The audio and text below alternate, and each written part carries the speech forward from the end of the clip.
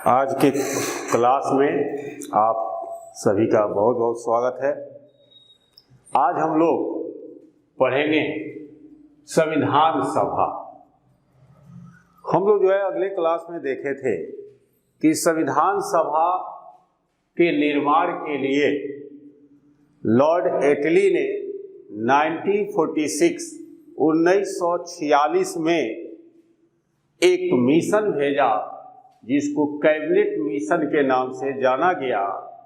और वह cabinet mission का काम था यहाँ भारत के लिए एक संविधान निर्माण के लिए संविधान सभा का गठन कराना, क्योंकि ये संविधान सभा ही संविधान निर्माण में भाग लेगी। तो 1946 में कैबिनेट मिशन आया। कैबिनेट मिशन भारत में आया। इस कैबिनेट मिशन का काम था संविधान सभा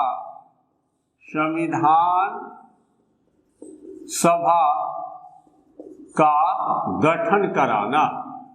ये संविधान सभा का काम था संविधान का निर्माण करना, संविधान का निर्माण करना, मुख्य रूप से ये काम था इसका। अब जो है संविधान सभा में कौन आएंगे, यानी कि इसके सदस्य कौन होंगे। तो कैबिनेट मिशन जब भारत आया तो इसके रिपोर्ट पर, यानी कि कैबिनेट मिशन के रिपोर्ट पर संविधान सभा के सदस्यों का चुनाव अप्रत्यक्ष रूप से जो है किया गया। अप्रत्यक्ष रूप से इसके सदस्यों के, संविधान सभा के सदस्यों का चुनाव करने की बात की गई। अब हुआ कि संविधान सभा में कितने सदस्य रहेंगे, तो कैबिनेट मिशन की रिपोर्ट के आधार पर संविधान सभा में 389 सदस्य मैक्सिमम होंगे, इसकी बात की गई। यानी कि संविधान सभा में मैक्सिमम सदस्य 389 होंगे। संविधान सभा जब भारत में आया तो इसका तो विरोध जो है मुस्लिम लीग के भी द्वारा किया गया, फिर जो है कुछ कांग्रेस भी कर रही थी, लेकिन अंततः मुस्लिम लीग और कांग्रेस संविधान सभा को एक्सेप्ट कर लिया, यानी कि मान लिया, कैबिनेट मिशन के प्रस्ताव को मान लिया। तो कैबिनेट मिशन के जो प्रस्ताव माना तो उसमें ये कहा गया कि संविधान सभा में 389 सदस्य होंगे, इनके चुनाव अप्रत्यक्ष रूप से होगा, यानी कि 10 लाख के जनसंख्या पर 10 लाख की जनसंख्या पर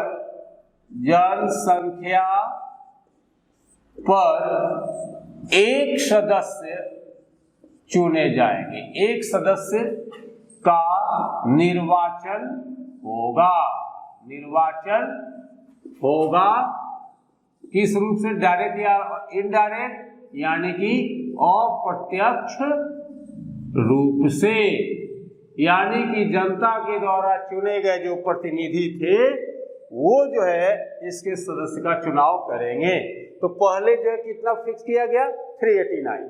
लेकिन आप सभी को पता है कि मुस्लिम लीग जो है स्वीकार कर लिया, लेकिन फिर भी इसका विरोध जब कर रहा था तो अंततः पिछले क्लास में हम लोग पढ़े थे 3 जून 1947 की घटना, यानी कि 3 जून को पाकिस्तान को अलग संविधान निर्माण के लिए एक अलग संविधान सभा की गठन की बात जो कर दी गई, उसकी स्वीकृति दे दी गई। तब जो है यानी कि बहुत सारे करीब 35% क्षेत्र कटकर जो है भारत से एक अलग राष्ट्र के रूप में पाकिस्तान के क्षेत्र में चला गया। तब निश्चित है कि जब कुछ क्षेत्र चले गए तो तो ये सदस्यों की संख्या कम होगी। तब जो है सदस्यों की संख्या घटकर करीब 292 के करीब में हो गई, या 299, यानी कि जब 3 जून की घटना हुई और पाकिस्तान के लिए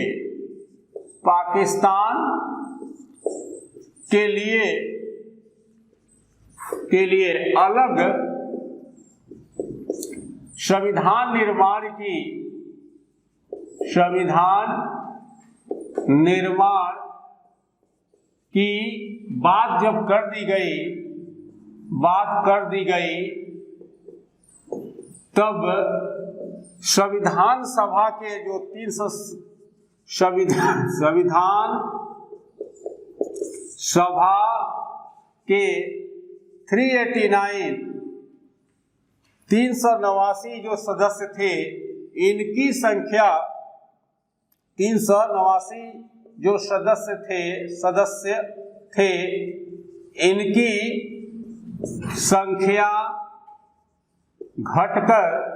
इनकी संख्या घटकर करीब 299 हो गई, 299 के करीब हो गई, 299।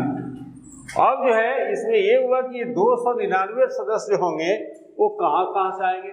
तो एक चीज जान लीजिए कि भारत में जब भारत आजादी लेना था तो उस समय भारत में कुल जो है 11 ब्रिटिश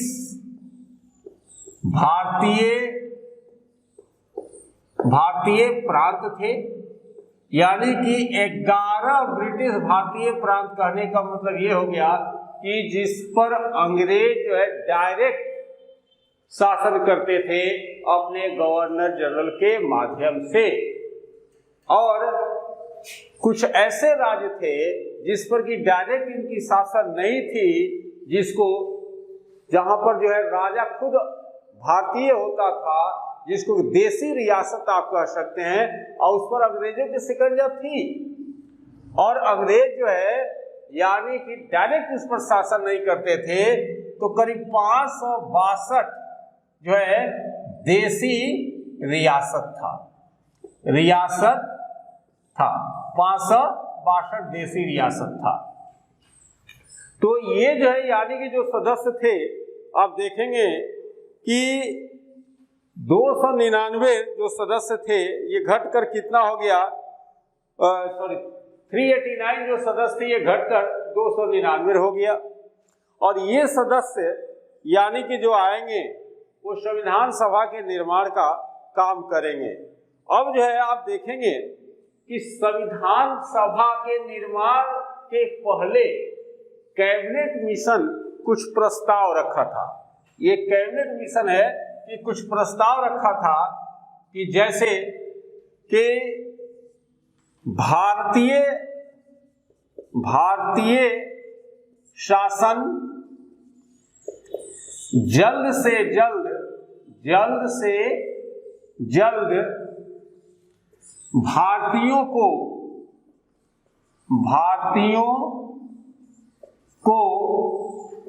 दे दी जाए। वैसे ही जो है दूसरा रखा कि ब्रिटिश भारतीय प्रांत एवं देसी रियासत को मिलाकर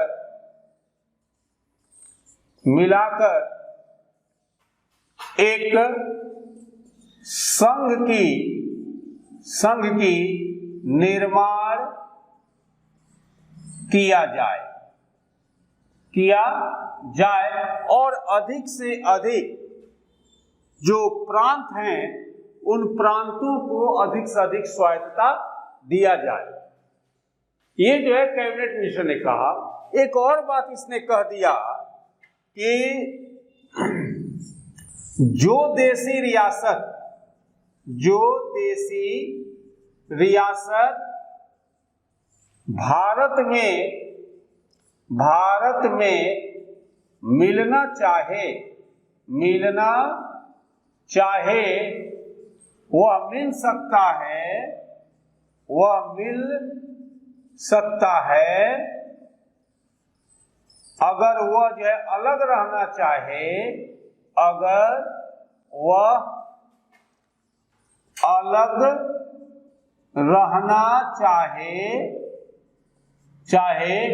तो अलग भी रह सकता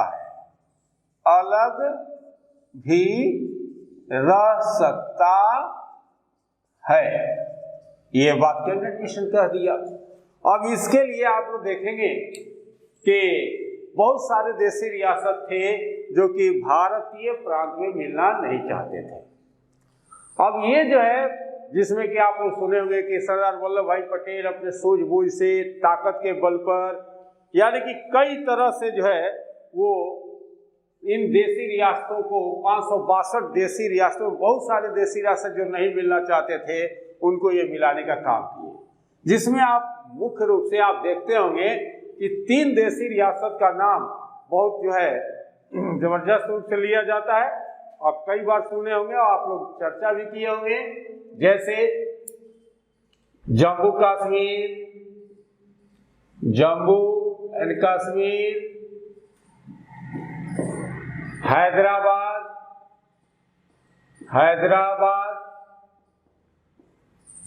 फिर जो है जूनागढ़,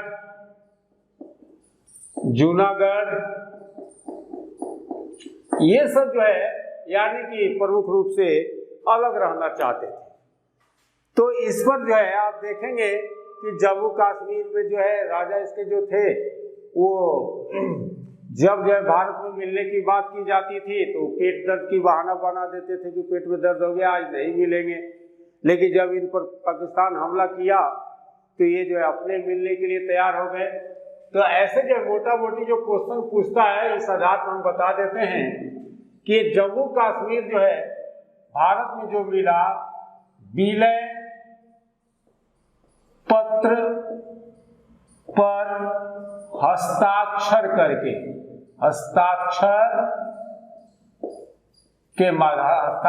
के द्वारा ये जो हैदराबाद हुआ ये सैनिक कार्यवाही के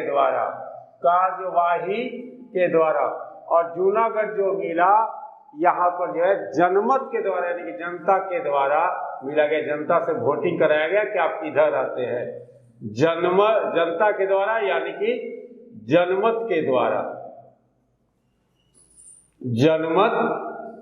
द्वारा इसको मिलाया गया। क्वेश्चन पूछता है इसलिए आप लोग जान लीजिए, लेकिन इसमें बहुत सारा जो है कुछ कहानियां भी हैं जो कि अगले हम लोग क्लास में इसको देखेंगे।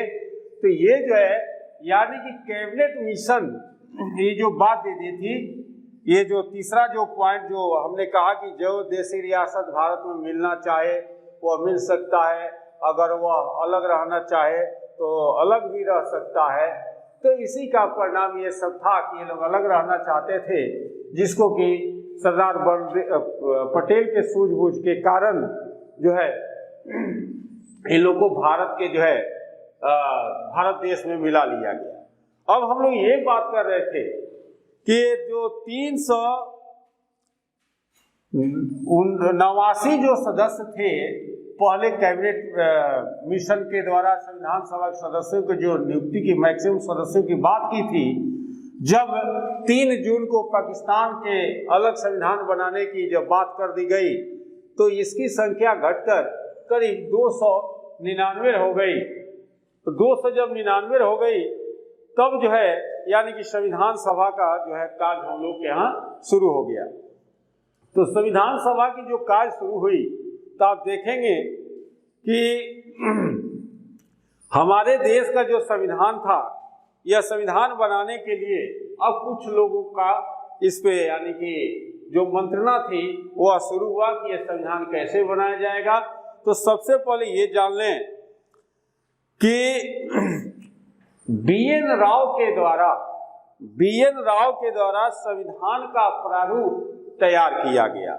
यानी कि सबसे पहले ये चीज जान लें कि BN राव के द्वारा संविधान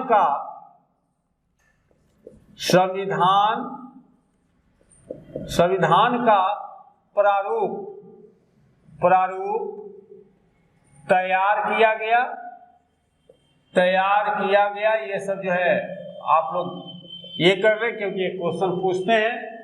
उसके बाद जो है और प्रारूप तैयार किया BN राव के द्वारा, और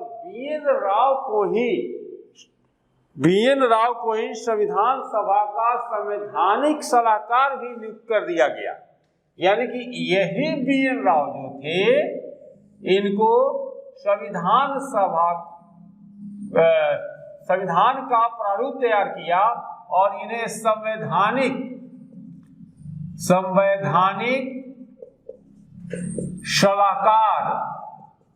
सलाहकार भी नियुक्त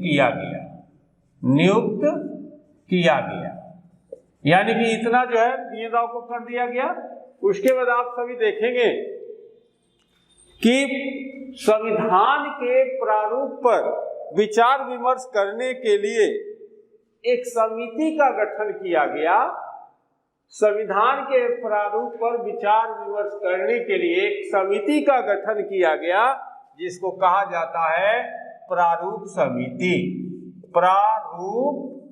समिति। ये जो समिति बहुत इंपॉर्टेंट है। इसी का अध्यक्ष जो है अंबेडकर साहब को बनाया गया था, और अंबेडकर साहब इस समिति के जब अध्यक्ष बने तो उन्होंने बखूबी बहुत अच्छे ढंग से संविधान को जो है एक रूप दिया, जो कि आज हम लोग के लिए वो संविधान लगभग पूजनीय हो चुका है। अब देखेंगे कि ये जो संविधान सभा का यानी कि प्रारूप जो BN राव के द्वारा तैयार किया गया, और BN राव को ही संविधान का संवैधानिक सलाहकार बनाया गया, और जो प्रारूप तैयार किया गया उस प्रारूप समिति, उसके लिए एक प्रारूप समिति बनी जिसका अध्यक्ष अंबेडकर को बनाया गया, और HBR अयंगर को संविधान सभा का सचिव बनाया गया। HBR अयंगर, ये भी नाम आप लोग याद रखें कि HBR अयंगर को जो है इनको सचिव बनाया गया। संविधान सभा का क्या बनाया गया? सचिव बनाया गया। अब जो है हम लोग थोड़ा सा इस पे प्रारूप पे पहले चर्चा कर लेते हैं, तब जो है आप लोग देखेंगे। और एक चीज और, एक नाम याद रखिएगा कि जो कि अक्सर नहीं ये करता है कि ये जो प्रारूप समिति है, ये प्रारूप समिति के कुछ सदस्यों के विषय में हम लोग जान लें। तो एक काम करें, हम लोग तो बोर्ड भर गया तो थोड़ा इसका आप लोग जो है स्क्रीनशॉट ले लीजिए ताकि आपको आसानी रहेगी। तो प्रारूप समिति पर हम लोग फिर बात करते हैं।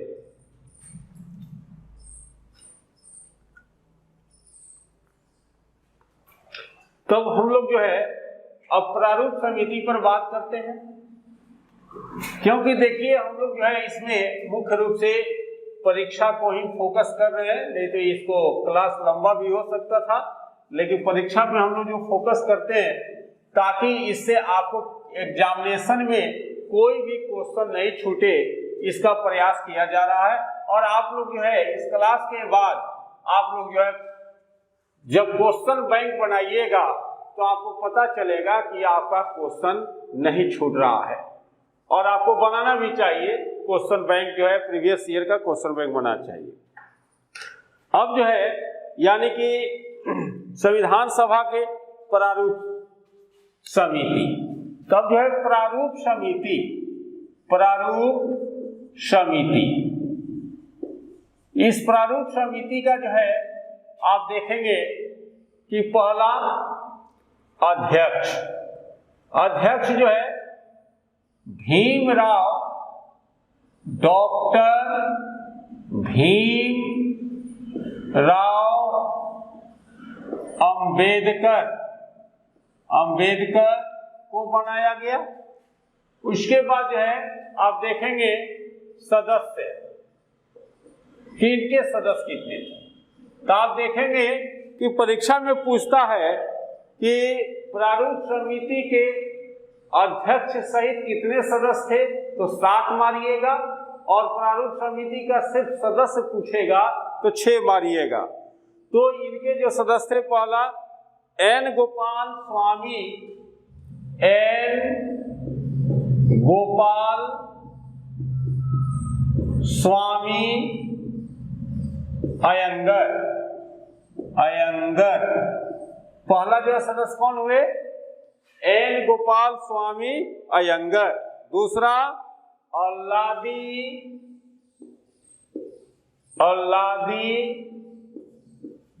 कृष्णा स्वामी, अल्लादी कृष्णा स्वामी अय्यर, अय्यर, ये दूसरे सदस्य हो गए। तीसरे सदस्य के रूप में जो है कन्हैया लाल मणिक लाल मुंशी, कन्हैया लाल मणिक लाल मुंशी, ये इसके जो है तीसरे सदस्य हो गए। चौथे सदस्य के रूप में सैयद मोहम्मद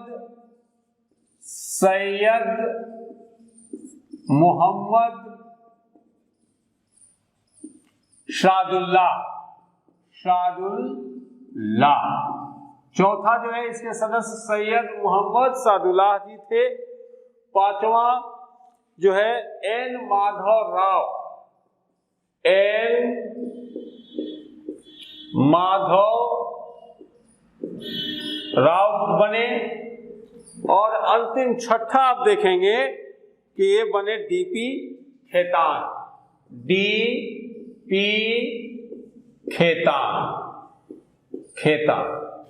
ये जो बने। अब जो है कि आप देखेंगे कि ये डीपी खेतान जो थे, इनका 1948 में इनकी मृत्यु हो गई। इनकी क्या हुआ, मृत्यु हो गया डीपी खेतान का। और डीपी खेतान की मृत्यु जब हो गई तो इनके जगह पर, ये डीपी खेतान की मृत्यु 1948 में हो गई, 1948 में हो गई, तो इनके जगह पर आ गए टी कृष्णा मचारी, यानी कि ये जो है इसके सदस्य बन गए। ये जो है यानी कि ये प्रारूप समिति जो है ये बहुत ही जो है इम्पोर्टेंट समिति था। ऐसे अन्य समिति के विषय में बताएंगे, लेकिन इस समिति को जो है जानना बहुत जरूरी है। अब प्रारूप समिति बहुत इम्पोर्टेंट था, इसलिए इसका कार्य भी बहुत इम्पोर्टेंट था। तो प्रारूप समिति को आप देखेंगे कि ये जो है मुझे जिसको एक टर्मिनोलॉजी आता है वाचन, वाचन का मतलब कि जितने सदस्य थे संविधान सभा के, सारे सदस्य जो है वो बैठकर प्रत्येक जो है पॉइंट पर डिबेट करते थे, और डिबेट करने के बाद जो है उस चीज को, उस पॉइंट को जो है संविधान में रखा जाता था। तो आप देखेंगे कि संविधान सभा के प्रारूप जो समिति है वह जो है 3 यानी कि वाचन किया, 3 बार विचार विमर्श किया। विचार विमर्श करने का मतलब ये हो गया कि एक एक पॉइंट पर विचार जो है, यहाँ के जो भी आर्टिकल बन रहे थे, जो भी अनुच्छेद बन रहे थे, उन सभी अनुच्छेद पर जो है करीब 3 बार जो है एक बृहद वाचन हुआ, विचार विमर्श हुआ, तब जाकर जो है इसके लिए संविधान की बात की गई। तो देखिएगा कि प्रथम वाचन कहा जाता है कि पहला जो है मीटिंग जो हुआ विचार विमर्श के लिए, तो 4 नवंबर 1948 से 9 नवंबर 1948 तक चला। प्रथम वाचन प्रथम वाचन का मतलब हो गया यानी कि विचार विमर्श, पहली विचार विमर्श ये शुरू हुआ। तो ये जो प्रथम वाचन जो हुआ संविधान निर्माण के लिए तो ये जो है यानी कि 4 नवंबर 1948 से लेकर 9 नवंबर 1948 तक चला। पहला वाचन हुआ। दूसरा आप देखेंगे कि दूसरा वाचन ये जो चला तो ये थोड़ा लंबा चला। 15 नवंबर 1948 से 1948 से शुरू हुआ और ये 17 अक्टूबर 1949 तक चला। 49 तक ये चला। और तीसरा वाचन यानी कि तीसरा वाचन जो शुरू हुआ तो ये जो है थोड़ा छोटा रहा लेकिन फिर भी बहुत इंपॉर्टेंट रहा। 14 नवंबर 1949 से शुरू हुआ जो कि 26 नवंबर 1949 तक चला। और इसी दिन यानी कि 26 नवंबर को हमारा संविधान बनकर तैयार हो गया। जब संविधान हमारा बनकर तैयार हो गया तो 26 नवंबर 1949 को हमारा संविधान आंशिक रूप से मात्र 15 अनुच्छेद के साथ लागू किया गया। यह आंशिक रूप से, जो कि आप सभी को पता है कि 26 जनवरी 1950 को हमारा संविधान पूर्ण रूप से लागू हो गया, जिसको हम लोग पिछले कक्षा में भी बात की है। अब जो है इस पर बात होता है ये चीज कि संविधान निर्माण के लिए जो समितियों का जो गठन किया गया था, ये समिति जो है कुछ प्रमुख समिति का हम लोग नाम जान लें क्योंकि वो बहुत इंपॉर्टेंट होता है। तो संविधान निर्माण के लिए जो समिति बनी थी, संविधान निर्माण के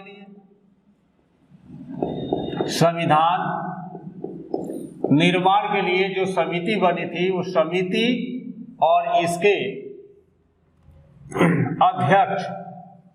अध्यक्ष को जानना जरूरी है। तो जैसे कि आप सभी जानते हैं कि पहला नियम समिति, इसका अध्यक्ष जो है राजेंद्र बाबू बने, राजेंद्र प्रसाद। उसके बाद जो है संचालन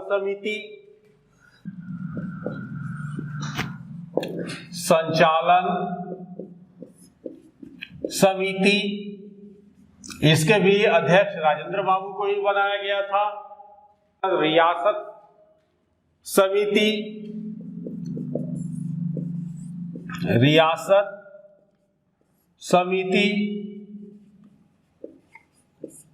इसके भी अध्यक्ष राजेंद्र बाबू को बनाया गया था।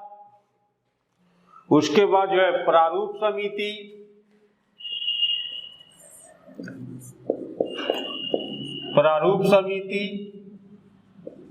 तो आप सभी जानते ही हैं इसके अध्यक्ष के विषय में डॉक्टर भीमराव अंबेडकर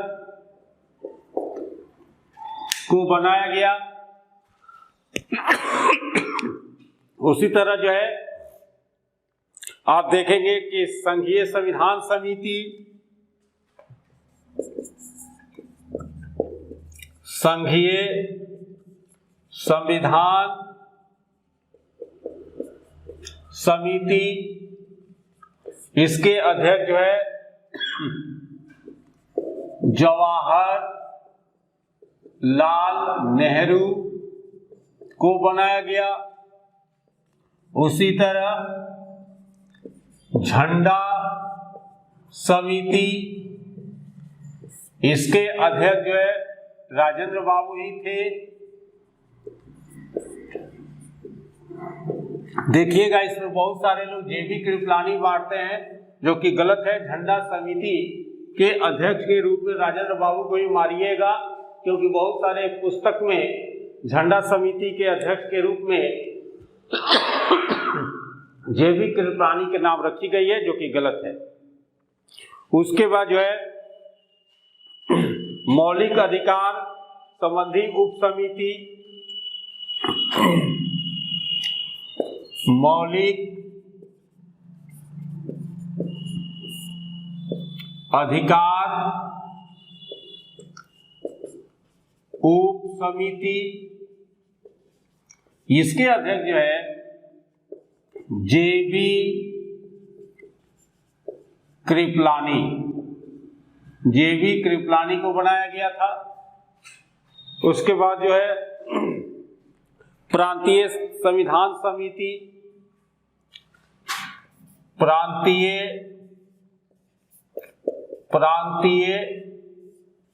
संविधान समिति, इसके अध्यक्ष जो है सरदार वल्लभ भाई पटेल को बनाया गया। एक चीज और जो है आप देखिएगा कि ये जो समिति बनी, ऐसे अन्य भी समितियां थी, ये कुछ समितियों को बात जो कि एग्जामिनेशन के लिए जो इम्पोर्टेंट है उसी समिति की बात की गई है।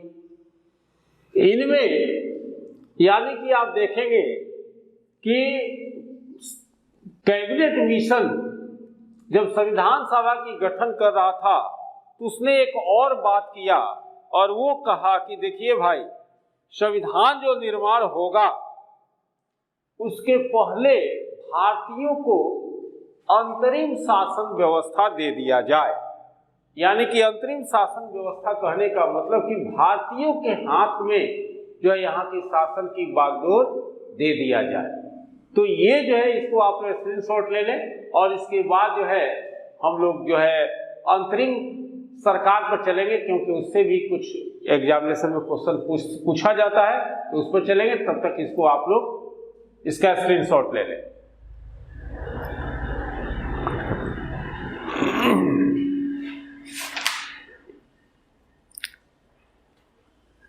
तो आप लोग जो है यानी कि इसका स्क्रीनशॉट ले लिए होंगे।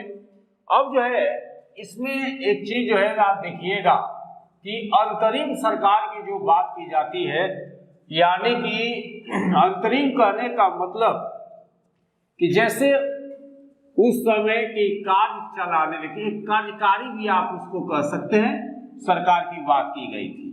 और कहा गया कि जो है ये सभी मिलकर यानी कि अपना शासन चलाएं और अपने संविधान को जो है ये बना ले। तो अंतरिम सरकार जवाहरलाल नेहरू की अध्यक्षता में बनी, तो इसका जो है हम लोग कुछ काम कर लें।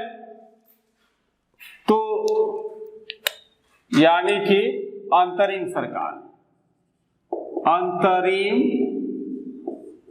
सरकार या आप इसको कार्यवाहक भी कह सकते हैं, इसकी गठन की बात की गई। तो इसका जो है एग्जामिनेशन में पूछता है, इसलिए इसको जरूरी है। तो हम लोग ये कर ले कि पहला जवाहरलाल नेहरू, जवाहरलाल नेहरू, इनको जो है यानी कि अंतरिम सरकार का प्रमुख बनाया गया। यानी कि आप कह सकते हैं कि इनको प्रधानमंत्री बनाई गई, लेकिन देश आजाद हुआ नहीं था, देश जो है गवर्नर जनरल के अधीन कार्य कर रहा था। इसीलिए उसके जो कार्यकारिणी था उस कार्यकारिणी परिषद का इनको उपाध्यक्ष बनाया गया, यानी कि कार्यकारिणी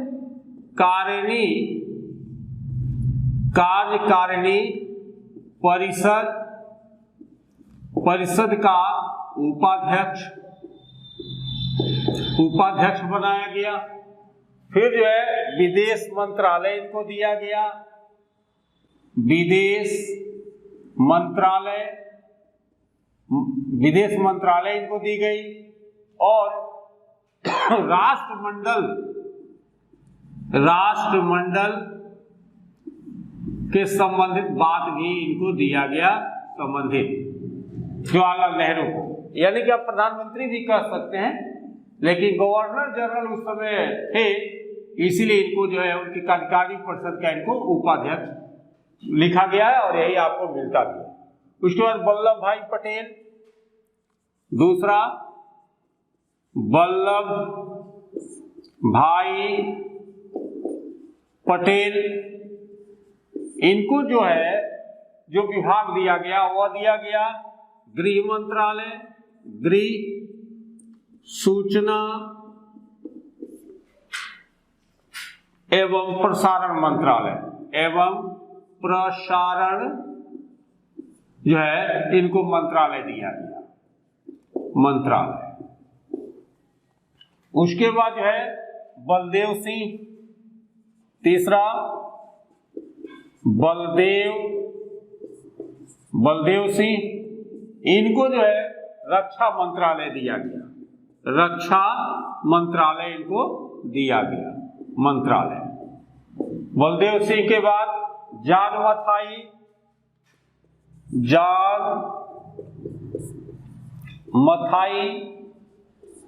मथाई को जो है उद्योग एवं वितरण मंत्रालय दिया गया, उद्योग एवं वितरण मंत्रालय दी गई। उसके बाद राजेंद्र प्रसाद, देखिएगा ये बहुत पूछता है, खास करके बिहार के एग्जाम में, राजेंद्र प्रसाद को कौन सी मंत्रालय दी गई थी? तो राजेंद्र बाबू को जो है जो मंत्रालय दी गई थी वो दिया गया था खाद्य एवं कृषि मंत्रालय, कृषि मंत्रालय राजेंद्र बाबू को दिया गया था। उसके बाद जो है आसफ अली को जो है रेलवे एवं परिवहन दिया गया था, रेलवे एवं परिवहन मंत्रालय दिया गया था। फिर जो है जगजीवन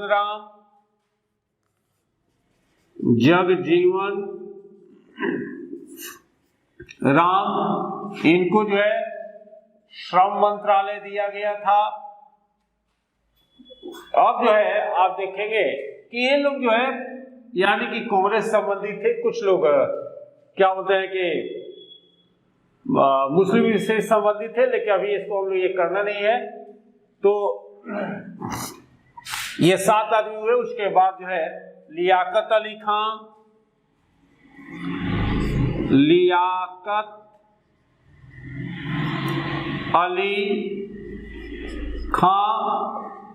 इनको जो है फिनांस मिनिस्टर यानी कि वित्त मंत्रालय दिया गया, वित्त मंत्रालय।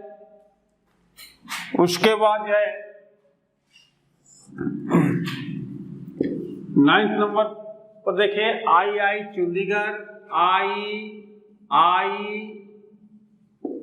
चंडीगढ़, इनको जो मंत्रालय दी गई थी वह मंत्रालय था वाणिज्य मंत्रालय, वाणिज्य मंत्रालय इनको दिया गया था। फिर जो है अब्दुल रब नस्तर,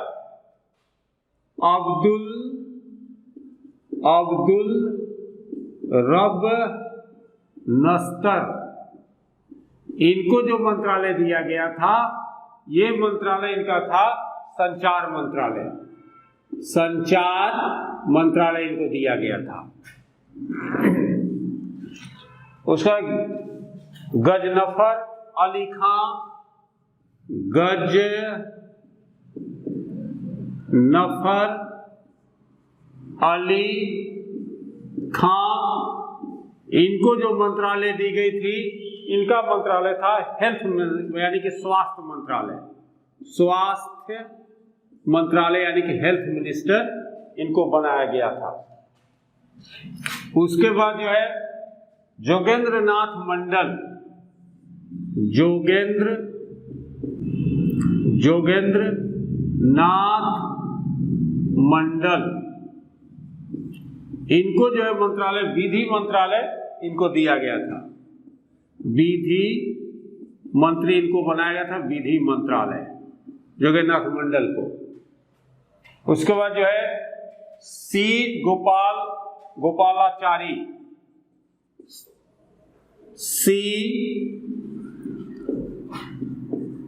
सी राजगोपालाचारी, इनका पूरा चक्रवर्ती राजगोपालाचारी नाम है, तो सी राज गोपालाचारी, इनको जो है मंत्रालय जो दिया गया था शिक्षा मंत्रालय इनको दिया गया था। उसके बाद जो है CH भाभा, इनको जो मंत्रालय दी गई थी वो दिया गया था निर्माण, खनन, ऊर्जा और बंदरगाह मंत्रालय, ये दिया गया था। इसमें ये जो चौधरी अब्दुल रब नस्तर, जनफर अली खां और योगेंद्रनाथ मंडल जो थे, ये 4 व्यक्ति मुस्लिम लीग के सदस्य थे। मुस्लिम लीग के ये सदस्य थे जिनको अंतरिम मंत्रिमंडल में इनको जो है मिनिस्टर बनाया गया था। और ये लोग जो है यानी कि कार्य यहाँ शुरू किए। लेकिन आप सभी जानते हैं कि इन लोगों का क्या एग्जाम था, क्योंकि इनको भारत से तो अलग होना था, तो ये लोग जो है कार्य सही ढंग से कर नहीं रहे थे, जिसकी घटना जो है 3 जून 1947 की घटना जो है सामने है। और ये जो अंतरिम सरकार का जो गठन हुआ था ये 1946 में हुआ था। ये भी ध्यान रखिएगा कि ये अंतरिम सरकार की गठन 1946 में की गई थी और इसके बाद जो है हमारे यहाँ और भी कार्य शुरू हुआ। तो आज जो है हम लोग यहीं तक देखते हैं, फिर जो है अगले क्लास में हम लोग इससे आगे बढ़ेंगे और आगे बढ़कर जो है हम लोग कार्य करेंगे। आप सभी को बहुत बहुत धन्यवाद कि आप लोगों ने इसको देखा और इससे लाभ आप उठा रहे हैं। फिर जो है हम लोग अगले क्लास में मिलते हैं। Thank you.